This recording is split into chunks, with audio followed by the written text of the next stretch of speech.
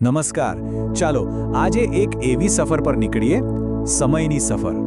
આપણે જોવાના છીએ ભારતનો એ ભવ્ય અને પ્રાચીન વારસો. એક એવી ગાથા જે હજારો વર્ષોથી ખબર છે પથ્થરોમાં, પરંપરાઓમાં અને લોકોના દિલમાં કોતરાયેલી છે. શરૂઆત કરીએ આ પ્રાચીન શ્લોકથી. વિષ્ણુ પુરાણમાં શું કહેવાયું છે? ઉત્તરમ યત સમુદ્રસ્ય હિમાદ્રશ્ચૈવ દક્ષિણમ વર્ષ તદ ભારતનામ ભારતી યત્ર સંતતિઃ. એટલે કે સમુદ્રની ઉત્તરે અને હિમાલયની દક્ષિણે જે જમીન છે એ જ છે ભારત, અને અહીં રહેનારા એના સંતાનો ભારતીય. આ જુઓ, ખાલી એક ભૌગોલિક વ્યાખ્યા નથી. ના, આ તો હજારો વર્ષોથી ભારતની જે ઓળખ છે ને એનો પાયો છે. તો આખી વાતને આપણે કેવી રીતે સમજીશું? સૌથી પહેલા તો એ જોઈશું કે વારસો એટલે શું, પછી એના બે મુખ્ય આધાર સ્તંભો પ્રાકૃતિક અને સાંસ્કૃતિક એની વાત કરીશું, અને પછી એ લોકોની વાત જેણે આ વારસો બનાવ્યો, અને છેલ્લે સૌથી અગત્યનું, એને સાચવવામાં આપણી શું ભૂમિકા છે. તો ચાલો શરૂ કરીએ. પહેલો સવાલ, વારસો. આપણે આ શબ્દ તો બહુ વાપરીએ છીએ, પણ એનો સાચો મતલબ શું થાય છે? એકદમ સરળ ભાષામાં કહીએ ને તો વારસો એટલે આપણા પૂર્વજો તરફથી મળેલી એક અમૂલ્ય ભેટ. અને જુઓ, આ કોઈ જમીન જાયદાદની વાત નથી. ના ના, આ તો જ્ઞાન, કળા, પરંપરાઓ, મૂલ્યો એ બધાનો એક એવો ખજાનો છે જે પેઢી દર પેઢી આપણને મળતો આવ્યો છે. આ વારસાને સમજવા માટે આપણે એને બે મુખ્ય ભાગમાં વહેંચી શકીએ. એક છે પ્રાકૃતિક વારસો, મતલબ જે પ્રકૃતિ, પર્યાવરણ અને માણસના સંબંધોમાંથી બન્યો છે, અને બીજો છે સાંસ્કૃતિક વારસો, એટલે કે જે કંઈ પણ માણસે પોતાની બુદ્ધિ, કળા અને આવડતથી બનાવ્યું છે. ચાલો આ બંનેને જરા નજીકથી સમજીએ. ચાલો સૌથી પહેલા વાત કરીએ પહેલા આધાર સ્તંભની, પ્રાકૃતિક વારસો. આ એ બધું છે જે આપણને સીધું કુદરત તરફથી મળ્યું છે. આ જો ભારતની ભવ્ય ભૂગોળ, જરા આંખ બંધ કરીને કલ્પના કરો. ઉત્તરમાં હિમાલયની ઊંચી પર્વતમાળાઓ અને દક્ષિણમાં હિન્દ મહાસાગરના વિશાળ મોજાં. આ ખાલી જોવા માટેના સુંદર દ્રશ્યો નથી. આ એ શક્તિઓ છે જેણે આપણા ઇતિહાસને ઘડ્યો છે. હિમાલય એક મજબૂત દિવાલ બનીને ઊભો રહ્યો તો સમુદ્રે વ્યાપાર અને સંસ્કૃતિ માટે રસ્તા ખોલી આપ્યા. બસ આ જ ભૂમિ પર એક અનોખી સભ્યતાનો જન્મ થયો. તો આ પ્રાકૃતિક વારસામાં મુખ્યત્વે 4 વસ્તુઓ આવે છે. એક તો આપણા ભૂમિ દ્રશ્યો, પછી આવે છે આપણી નદીઓ, ત્રીજું છે આપણી વનસ્પતિ, અને ચોથું આપણું વન્યજીવન. અને એમાંય નદીઓનું મહત્વ તો જુઓ, એ ખાલી પાણીનો સ્ત્રોત નથી. સિંધુ, ગંગા, યમુના, આ બધી નદીઓએ તો ભારતીય સંસ્કૃતિને ઉછેરી છે, મોટી કરી છે. એટલે જ તો આપણે એમને લોકમાતા કહીએ છીએ, લોકોની માતા, જે આપણું પાલન પોષણ કરે છે. ઓકે, તો આ તો થઈ પ્રાકૃતિક વારસાની વાત. હવે જઈએ આપણા બીજા આધાર સ્તંભ તરફ, સાંસ્કૃતિક વારસો. આ એ વારસો છે જે માણસે પોતે બનાવ્યો છે. 5000 વર્ષ.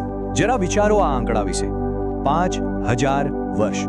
આપણો સાંસ્કૃતિક વારસો એટલો જૂનો છે. એની શરૂઆત થાય છે સિંધુ ખીણની સંસ્કૃતિથી, જે આજથી લગભગ 5000 વર્ષ પહેલા હતી. અને આ ખાલી એક આંકડો નથી. આ જુઓ, આ છે એનો જીવતો જાગતો પુરાવો. 5000 વર્ષ જૂની દાઢીવાળા પુરુષની આ મૂર્તિ. જરા ધ્યાનથી જુઓ, એના ચહેરાના ભાવ, એની દાઢીની બારીક કોતરણી, એ શાલ પરની ડિઝાઇન. આ કોઈ સામાન્ય પથ્થર નથી. આ તો 5000 વર્ષ પહેલાના એક કલાકાર અને એના સમાજની આખી વાર્તા છે, જે આજે આપણી સાથે વાત કરી રહી છે. અહીં ઇતિહાસ જાણે જીવંત થઈ જાય છે. અને આ વારસો કેટલો વિશાળ છે. એમાં શું શું આવે?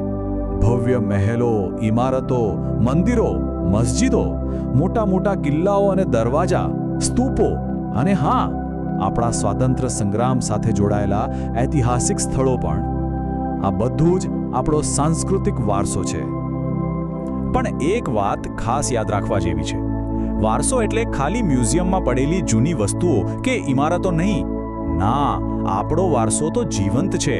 એ આપણી પરંપરાઓમાં, આપણા મેળાઓમાં, આપણા તહેવારોમાં શ્વાસ લે છે. આ એક જીવંત વારસો છે જે વાર્તાઓ અને કૌશલ્ય રૂપે એક પેઢીથી બીજી પેઢી સુધી પહોંચે છે. આપણા ગુજરાતના મેળા જ જોઈ લો ને, ભલે મોઢેરાનો મેળો હોય, ગિરનારનો ભવનાથનો મેળો હોય, કે પછી તરણેતરનો મેળો. આ ખાલી ભેગા થવાની જગ્યાઓ નથી. આ તો જીવતા જાગતા મંચ છે, જ્યાં સંગીત, નૃત્ય, કળા અને પરંપરાઓ જીવંત થાય છે. અને અહીં જ એક પેઢી પોતાનો વારસો બીજી પેઢીને સોંપે છે. તો સવાલ એ છે કે આટલો ભવ્ય વારસો બનાવ્યો કોણે? શું આ કોઈ એક સમૂહનું કામ છે? બિલકુલ નહીં. હકીકત એ છે કે ભારત હંમેશાથી જુદી જુદી સંસ્કૃતિઓનો સંગમ રહ્યો છે. આપણા વારસા પાછળ કોઈ એક નહીં પણ અનેક લોકો છે. ઇતિહાસકારોનું માનવું છે કે સૌથી પહેલા નેગ્રીટો અને ઓસ્ટ્રેલોઇડ લોકો અહીં વસ્યા. એ પછી આવ્યા દ્રવિડો, જેમણે માતાને દેવી તરીકે પૂજવાની સંસ્કૃતિની શરૂઆત કરી. સમય જતાં મોંગોલોઇડ, અલ્પાઇન, ડિનારિક, આર્મેનોઇડ જેવી અલગ અલગ પ્રજાતિઓ આવી. અને પછી આવ્યા આર્યો, જેઓ પોતાની સંસ્કૃતિ લઈને આવ્યા અને અહીંના લોકો સાથે ભળી ગયા. અને આ બધા લોકોના ભળવાથી શું થયું? એક અદ્ભુત સમન્વયી સંસ્કૃતિનો જન્મ થયો. ભારતીય સંસ્કૃતિની આ જ તો ખાસિયત છે. જે કોઈ આવ્યું એને અપનાવી લીધું, એમના સારા વિચારો લીધા, પોતાના આપ્યા.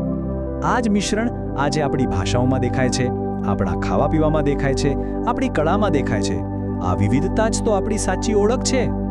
ઓકે, અત્યાર સુધી આપણે ભૂતકાળની વાત કરી, પણ હવે વાત કરીએ વર્તમાનની અને ભવિષ્યની.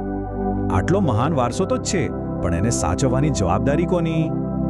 અને જવાબ છે આપણી બધાની. અને આ ખાલી કહેવાની વાત નથી, આ તો આપણી બંધારણીય ફરજ છે.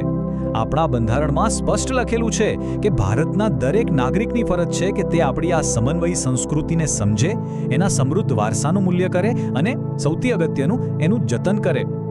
તો અંતે એક સવાલ મનમાં ઊભો થાય છે. આ વારસો આપણને ભૂતકાળમાંથી ભેટ તરીકે મળ્યો છે, એ તો બરાબર, પણ ભવિષ્ય માટે આપણી ભેટ શું હશે? આપણે આવનારી પેઢીઓ માટે શું મૂકીને જવાના છીએ? આ વારસાની લાંબી ગાથામાં આપણું પ્રકરણ કેવું લખાશે? બસ આ જ વિચાર સાથે આજે અહીંયા ટકીએ. જરૂરથી વિચારજો.